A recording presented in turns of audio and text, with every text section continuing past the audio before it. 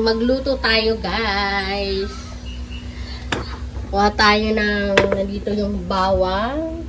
Ayan, dito yung onion.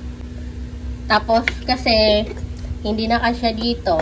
So, linagay ko na rin dito yung luya, saka bawang. Tapos meron tayong sibuyas na dilaw, saka pula. Ayan. And then, andito ang ating, ayan, patatas, kamote, saka gabi. Ayan. Tapos magluto na tayo guys. And andito yung mga ano natin. Andito yung oil, yung vinegar.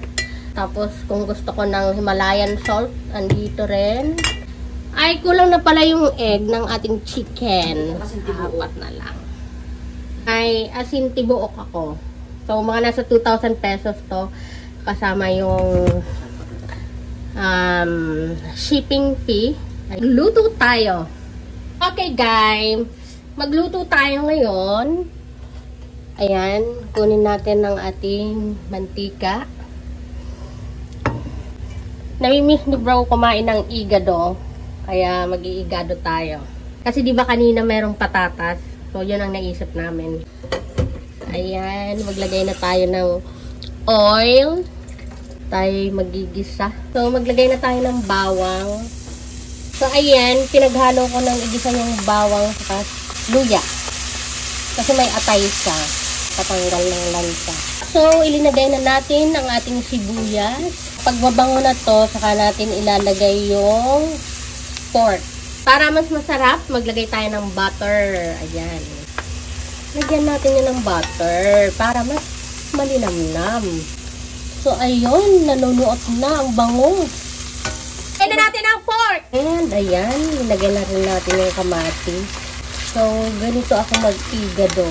Maraming version ng igado. Ako nga marami eh. So, ito, isa lang to sa version ko ng igado. So, ayan. Maglagay tayo ng salt. Siyempre, haluin natin yan. Sarap na ng amoy niya. Lagyan na natin yan ng soy sauce. Light soy sauce ang gamit ko. Yung Chinese. Pwede rin naman na yung silver swan. Masarap na yun eh. O, diba, ang galing ko sa part na yon. Sabi ko light soy sauce. Dark soy sauce pala yung yung nakuha ko. Ito. Buti na lang, konti lang. Tapos, meron tayo ditong light soy sauce. So, wala namang problema. Kahit may dark soy sauce, lagyan natin ng kaunting light soy sauce. So, sa culinary school, hindi kami mahilig maglagay ng salt and pepper lang. Pero dito, ayan, maglagay tayo ng cubes. Kasi, syempre, nakasanayan. Yan ang gusto ng kapatid ko para malasa. Ayan. So, ilalagay na natin ang ating atay. Atay ng baboy. Madali lang maluto ang atay eh. Ayan. Kaya tayo kanina naggisa ng luya kasama ng bawang para mawala yung lansa. Maglagay tayo ng tomato paste. Tomato paste. Lagay tayo ng tomato sauce. Sriracha dito. Dagdagan natin para medyo maanghang siya. Siyempre, Bicolano tayo. Halo natin. Maglagay tayo ng konting water. Ayan. Meron ako dito ang liver spread. Lagay natin. Lagyan natin ng konti. Halo natin yung liver spread. Sarap nito. Alam nyo ba, paborito to ng pinsan ko eh. May pinsan ako na talagang kapag magkikita kami, ito yung rini-request niya sa akin. Maglagay na tayo ng suka. Haluin natin. Kasi ilagyan natin ng suka. Ilagay na natin ang ating patatas. Ayan. Haluin, haluin, haluin.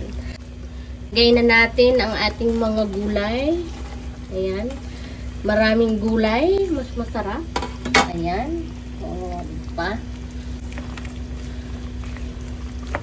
Sarap. Sarap no! Sino nag-crave sa inyo ng igado? Sarap! Yan, takpan na natin. Lagyan na natin ng sili. Actually, konti lang yan. Kasi maanghang na naman ang sauce. Ayan. And ilalagay na natin ang ating bell pepper. Ayan. Yan lang.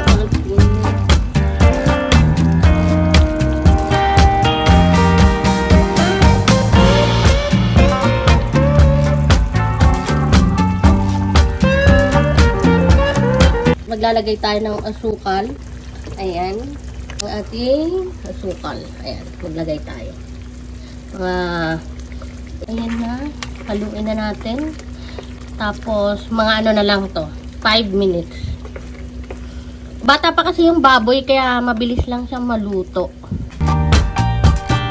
Add the oil. Ayan na. Luto na ang ating higado. Buksan na natin. Oh, ang init. Oh, diba?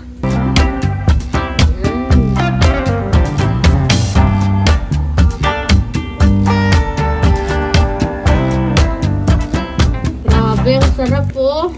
Gusto ko to pag ganito, lalo kapag may tira. Ganito ang ginagawa ko. Nagsasaing ako, tapos iuusog ko sa kalahati, tapos ilalagay ko yung ulam pag malapit na maluto. Ayan. Tara, kain tayo guys. Ang sarap. Anghang.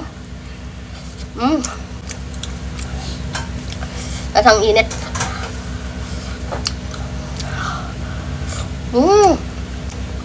Sarap.